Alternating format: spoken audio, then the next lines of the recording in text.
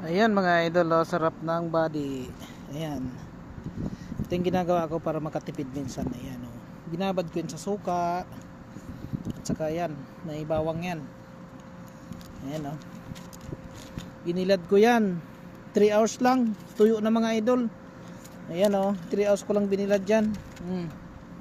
Pagdating ko 3 hours lang, tuyo na. Ayan, oh. Ang laki niyan mga idol, oh. Danggit. Ayan. Oh, ito, ang laki, sobrang laki. Ito. Then, ngayon kukunin ko na. Tapos bukas ko ulit ibilad kasi hapon na. Sarap mga idol, no? Sarap, oh. Yummy. Yan. Nakababad sa suka at saka may bawang. Ayan, oh. Yung bawang yan. So, very nice. Ang sarap. Sarap niyan iprito tapos may itlog. Okay.